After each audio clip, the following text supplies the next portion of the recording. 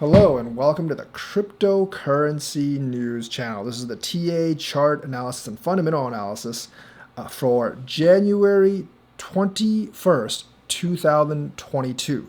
And yes, it's very, very bad today. Bitcoin continues to follow the stock market. We actually had a slight dip, it looks like, into the 35,000s region. Now, I don't think even if it dips below the mid 30,000s region, it probably won't stay there for very long. And that's because the mining hash rate is at an all-time high. And I do believe like the minimum price for mining is in the mid 30,000s. So it should be forced up on that. Unless, of course, as we said, Russia attacks Ukraine, then all bets are off.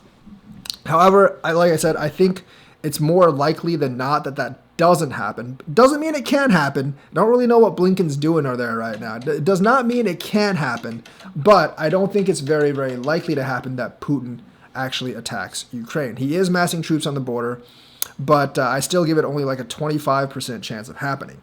However, I don't think that's the only thing affecting stocks. Netflix, for those of you that don't know, is one of those bellwether or FANG stocks. And that means it's a major indicator for traders. So it was already dropping before that yesterday, but after that came out, it completely just tanked.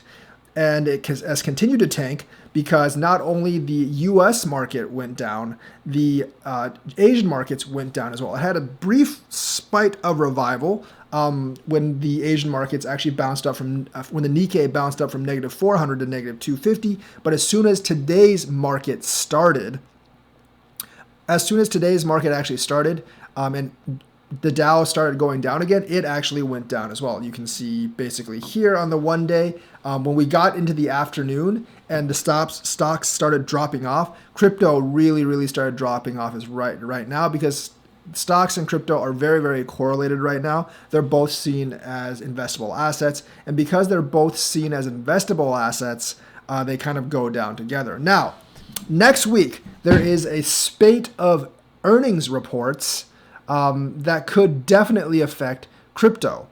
We basically have, on Monday, we have IBM's report. On Tuesday, we have Microsoft. On Wednesday, we have Tesla. And on Thursday, we have Apple. Now, those are definitely indicator stocks, and they will have a big effect on crypto. Tech stocks generally do have a bigger effect on crypto. If those earning reports are terrible, we could go down much further. On the other hand, if those earnings reports are good, we could actually have a swing back up. Now, I don't really know how their earnings reports are, but definitely keep a watch on that. I'm sure like all the major economic channels like CNBC will actually report on these things. So keep an eye out for IBM, Microsoft, Tesla, and Apple. There's a lot of earnings reports coming out in the next week, but those are the four I would definitely be looking at. A lot of people pay attention to those reports. And, you know, if those reports are just as bad as Netflix, then watch out, man. We are going down. Definitely have some stable coins set on the side, just in case those things are really bad. Like I said, Bitcoin, honestly, like the mining rate in terms of like profitability is probably in the mid 30,000s, maybe low 30,000. So I don't think we'll dip much further. And if we do, we'll pop back up pretty quickly. But right now, it's following the stock market, and the stock market does not look good. Obviously, the Fed is going to raise interest rates. I mean, the Fed should have raised interest rates years ago, but they kind of like suppressed that because no president wants to take that political hit. But eventually, one of them is going to have to take the political hit for raising interest rates, because you can't keep interest rates low forever, because that will result in lots of inflation like we have now. One of the reasons we have inflation right now is because we've kept interest rates low for more than 10 years now. Historically, it's supposed to be at 4 or 5%, but it's been like 0 to 2% for the last, 10, 12 years, ever since the Great Recession. So it's no wonder that we're finally getting some inflation right now. So that is the kind of like the overall analysis at this point.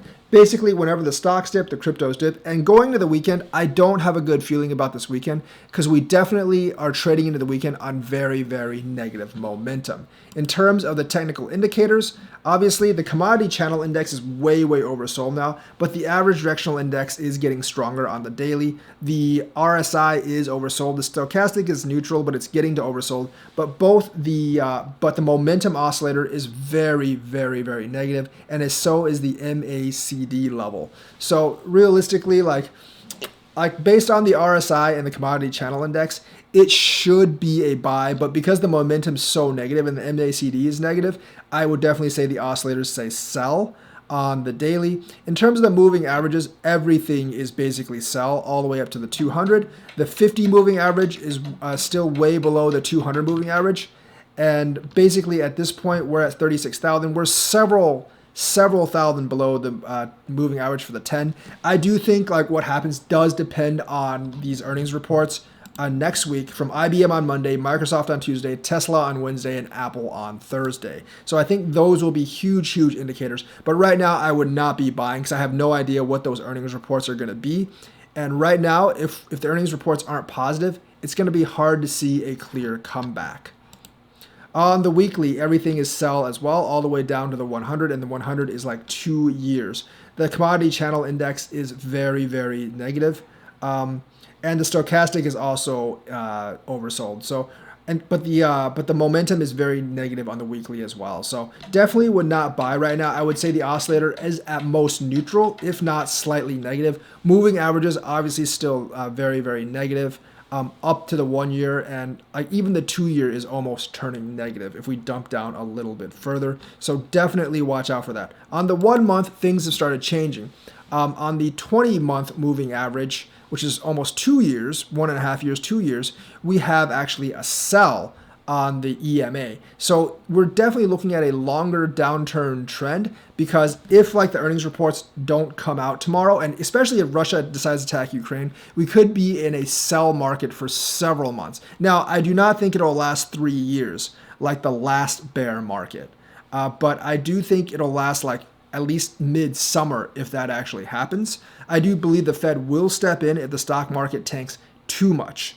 In terms of the oscillators, everything is still neutral on the monthly, except for the momentum. It's very, very negative. Right now, going into the weekend, honestly, I just wouldn't buy. I obviously wouldn't short either or wouldn't long. I don't really play derivatives, so I'd always advise against leveraging in derivatives because that's kind of a fool's game. But the momentum in terms of buying and selling, I probably would not be buying right now.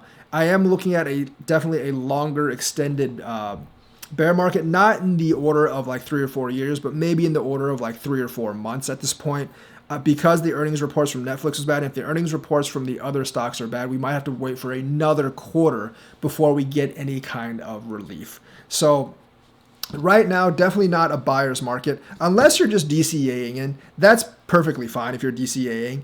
And if I was buying, I would definitely buy coins that have passive incomes or yield farming or staking. If you're more risk adverse, you do staking. If you're more risky, you do yield farming.